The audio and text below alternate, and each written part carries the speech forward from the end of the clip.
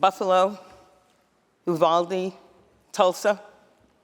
3 more places added to that uniquely American list of mass shooting sites.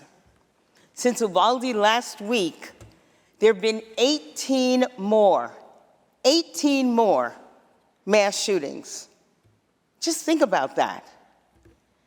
This year alone, since January, there are over 230 mass shootings.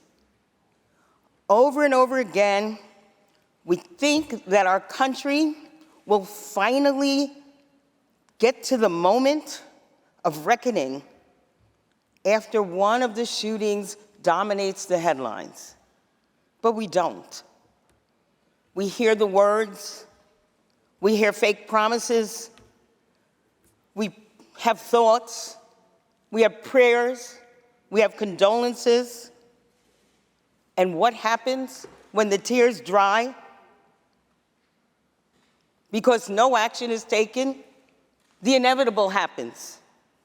We have another mass shooting added to the horrific and, again, uniquely American list.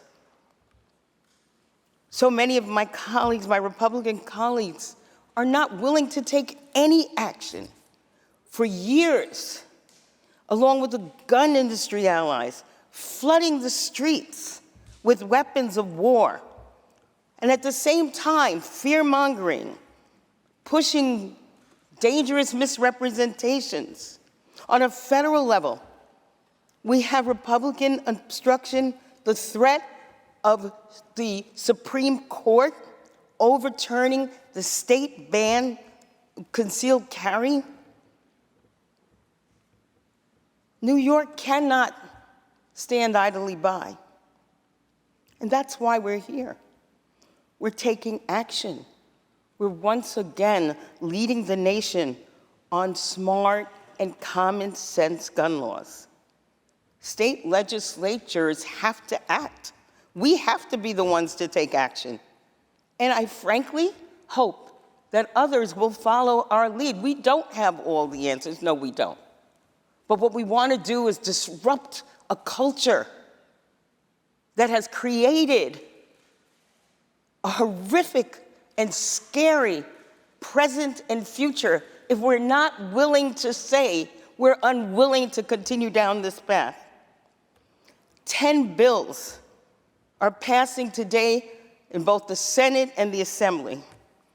And the idea is to tighten New York's gun laws, to close loopholes that directly address the gaps in our laws exposed by these horrific shootings in Buffalo, Uvalde, Chattanooga, and around the country. Why? Because, as I said, we need to create more roadblocks between someone having a lethal, premeditated idea and them acting on it. We're changing the law to require that an individual obtain a license with a minimum age of 21 to purchase a semi-automatic rifle. The fact that you needed a permit for a semi-automatic handgun, but not for a rifle, which is a true weapon of war, makes no sense. By requiring the permits, we're raising the age, building in an automatic cooling off period, requiring a background check, and creating a record of who owns these weapons. We're passing a micro-stamping act, which will require semi-automatic pistols manufactured or delivered to any licensed dealer in this state be capable of micro-stamping ammunition. This will allow us to clear more domestic violence and murder cases. In this legislative package, we're also strengthening the red flag law by expanding the list of people who can file for extreme risk protection orders. We never want a tragedy like Buffalo to happen again. We had red flag laws. We don't understand what happened. That's why we're making sure that we close that loophole and that more people can be able to apply for red flag for extreme risk protection orders. We're confronting the spread of misinformation and hateful ideology by finally demanding social media platforms do more. There are no more excuses. We need a mechanism so that when people see something, they can say something. And we need the resources to investigate real solutions. That's why we created a special task force in the Attorney General's office. This will allow law enforcement to break the echo chamber where malice festers.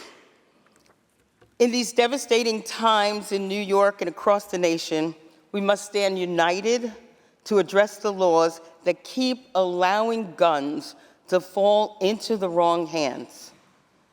It's one thing to pass laws, but we need to ensure that these measures are being enforced to fully provide public protection.